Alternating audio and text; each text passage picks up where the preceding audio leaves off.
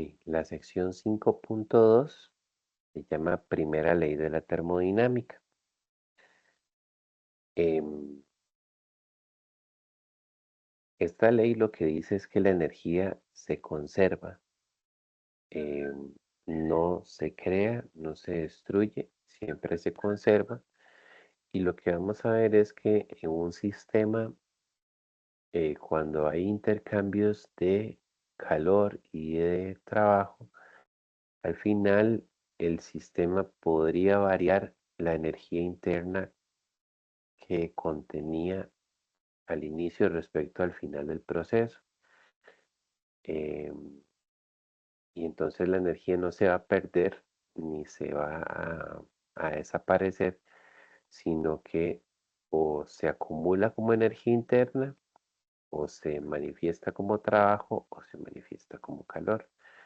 Y vamos a ver matemáticamente cuál es la relación entre esas tres cantidades. Em, entonces sí, esto, ¿verdad? Es lo que es la primera ley de la termodinámica. La energía no se crea ni se destruye. Cualquier energía perdida por un sistema debe ganarla a su entorno y viceversa. Bien, entonces para poder hablar de la primera ley de la termodinámica tenemos que definir primeramente qué es energía interna. Y la energía interna es la suma de todas las energías cinéticas y potenciales de los componentes del sistema. Pensando en una sustancia química, la energía interna sería todo este movimiento que tienen las partículas debido a su posición y debido a su temperatura. Entonces, todo ese movimiento inicial y atracciones y repulsiones que tiene la materia es su energía interna. Cuando yo estoy aquí en termodinámica hablando sobre este tipo de energía, la vamos a llamar con una E mayúscula. ¿Sí? Y más que medir la energía interna, normalmente en termodinámica eso no es posible. O sea, yo no puedo medir la energía interna. Lo que puedo medir es el cambio de energía interna cuando hay algún cambio en el sistema. ¿Sí?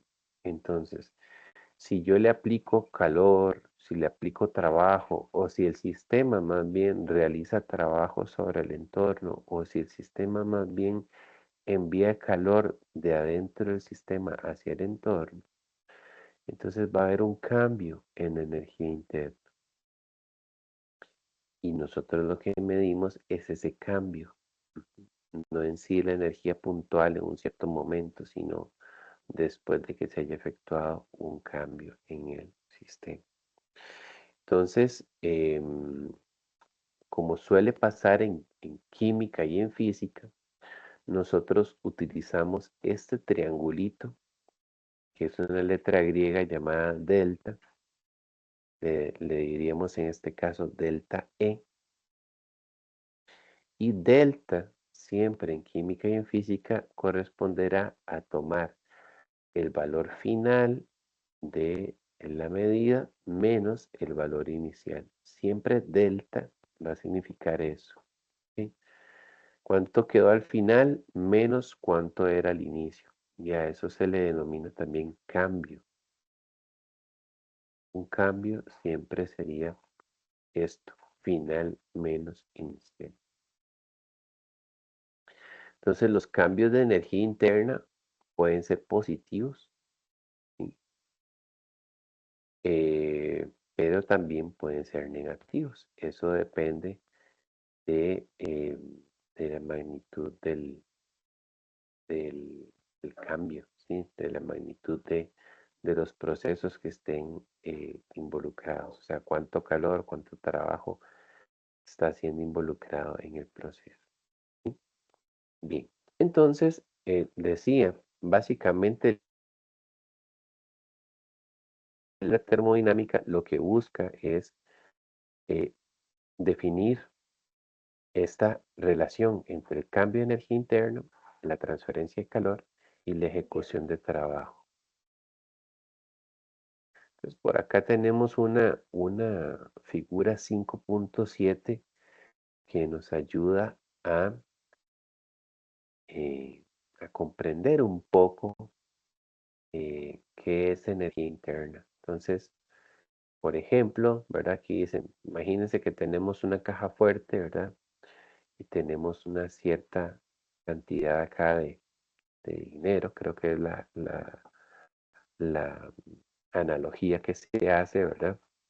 Entonces, eh, pues este sería el valor de energía interna inicial, lo que contiene el sistema antes de cualquier alteración. Entonces, si,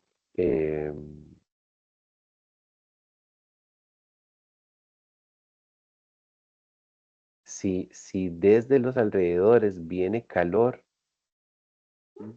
hacia el sistema o si desde los alrededores el sistema está haciendo trabajo sobre los alrededores hacen trabajo sobre el sistema, entonces por decirlo así, esa energía que se está agregando al sistema, entonces la energía interna, como podemos ver aquí, va a ser mayor que lo que había aquí originalmente, ¿sí? Entonces, eh, ingreso de calor o trabajo realizado por el entorno sobre el sistema, lo que va a hacer es incrementar la energía interna. Y aquí empezamos a hablar un poco de lo que son las convenciones de signo para el calor y para el trabajo. Cuando el calor eh, viene desde el entorno y entra al sistema, se dice que el calor es positivo. Y si el entorno está realizando un trabajo sobre el sistema, se dirá que ese trabajo que se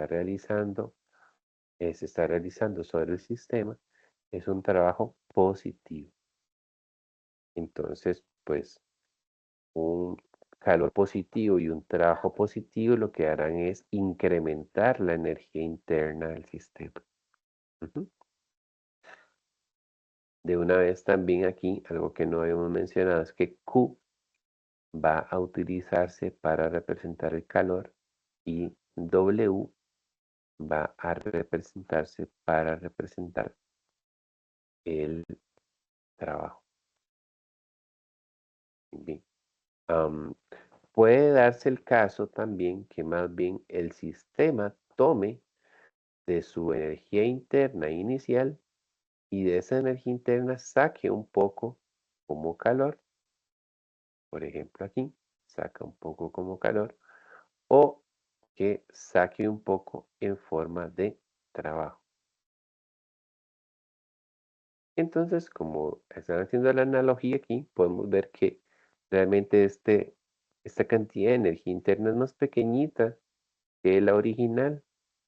¿Eso por qué fue? Porque se tomó esa energía interna para un poco sacarla como calor y un poco sacarla como trabajo. Entonces, si el calor sale del sistema, se dice que el sistema pierde calor, el calor tiene signo negativo. Y si el sistema fue el que realizó un trabajo sobre los alrededores, entonces se considera que para el sistema ese trabajo es de signo negativo. Aquí pusieron los dos extremos, o sea, aquí pusieron un caso en que el calor y el trabajo entran y pusieron un caso en que el calor y el trabajo salen. Pero yo podría tener los dos casos combinados, ¿verdad? ¿En qué sentido? Yo sí podría tener calor entrando, pero trabajo saliendo, o viceversa. Ujú, sí. Entonces, no siempre hay los dos, ¿sí? No siempre un proceso hay calor y trabajo. Puede ser de que solo haya trabajo o que solo haya calor, ¿verdad? Y si se presentan los dos, no siempre los dos son del mismo signo. Podrían ser que los dos entren, podría ser que los dos salgan, o podría decir que uno entre y el otro salga, ¿sí? Eso dependerá propiamente del el proceso que se esté ejecutando. Entonces, bueno, resulta que tal vez la ecuación más importante de acá del inicio de este capítulo es la ecuación 5.5, en donde nos dicen que entonces el cambio de energía interna es igual al calor más el trabajo.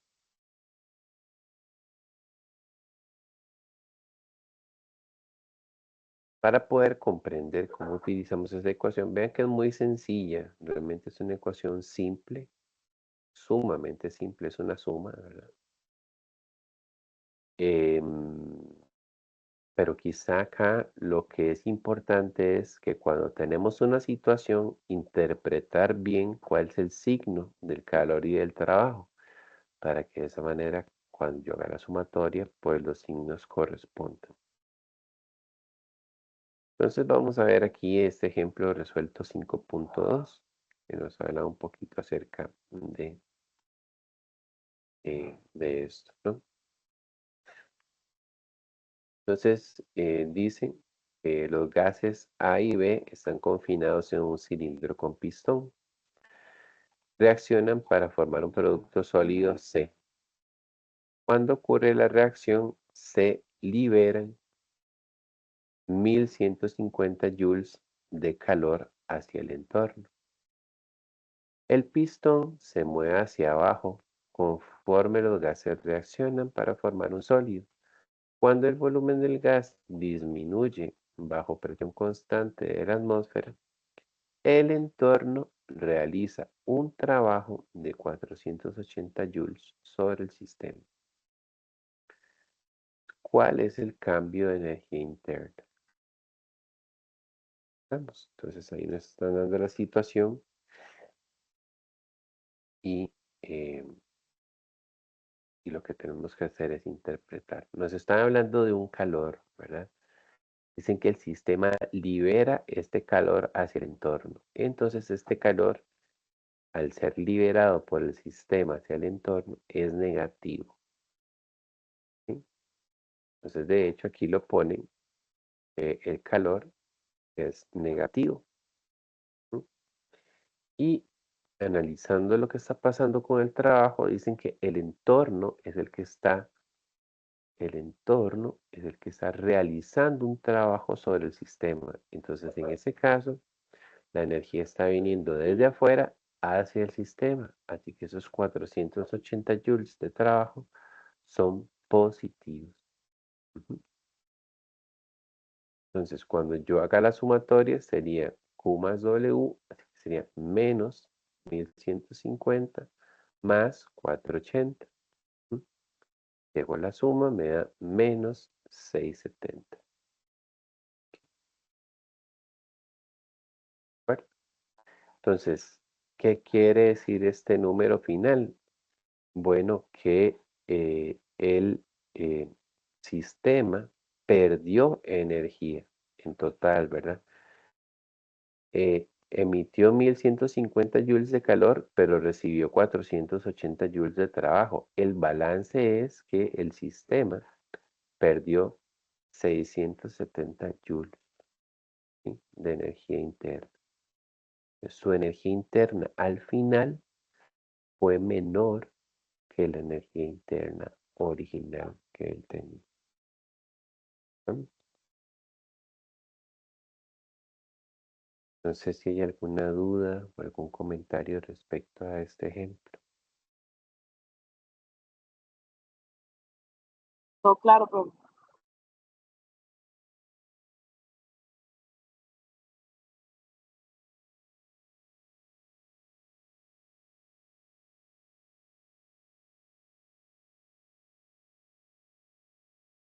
Excelente. Bueno, y acá Em, Nos hablan también de lo que son em, los procesos endotérmicos y exotérmicos. Ya lo mencionamos un poco, ¿no? Anteriormente. Endotérmico, ¿verdad? Endo significa adentro. Hay procesos que absorben calor, ¿sí? Aquí nos pusieron que la fusión del hielo, ¿verdad? Como uno de los ejemplos. Claro, ¿verdad? Si tú tienes hielo, él empieza a absorber calor de los alrededores y ese calor que absorbe lo utiliza para derretirse. Ujú, es endotérmico. Pero también hay procesos exotérmicos que son, por ejemplo, la combustión de la gasolina. ¿Mm? Claro, ¿verdad? Lo que está ocurriendo en nuestros automóviles. La gasolina se quema con el oxígeno y produce energía. Esa energía la toma el automóvil y la transforma en movimiento. Eso es increíblemente maravilloso, ¿verdad? Poder hacer eso. Entonces, eh, podemos tener esos dos tipos de circunstancias, procesos tanto endotérmicos como exotérmicos. Ujú. Bien, y para finalizar esta sección, realmente se nos presenta aquí el concepto de funciones de estado. Em, en este caso, lo que nos quieren decir es que en termodinámica hay ciertos valores que no dependen de la trayectoria seguida, sino que únicamente interesa cuál es el punto inicial y el punto final.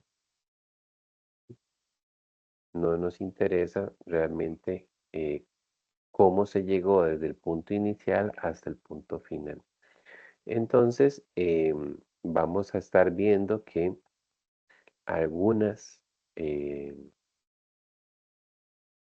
algunas funciones o algunos valores relacionados con la termodinámica son funciones de estado, o sea, no interesa cuál fue el recorrido, sino cuál es el punto inicial y cuál es el punto final. Em, Entonces, por ejemplo, la energía interna es una función de estado. No nos interesa realmente cuál fue todo el proceso para llegar, ir calculando todo lo que iba ocurriendo, sino mira cuál es el estado inicial, cuál es el estado final y restamos los valores de las propiedades en esos dos sitios y listo, ¿verdad? El calor y el trabajo no son funciones de estado, o sea, el calor sí depende para calcular, ¿verdad? Habrán trayectorias donde se requiere más calor o menos calor que otras y habrán trayectorias también donde se hace más o menos trabajo para llegar a un punto inicial y a un punto final. Entonces, bueno, eso es básicamente lo que nos tratan de explicar aquí y decirnos que realmente eh,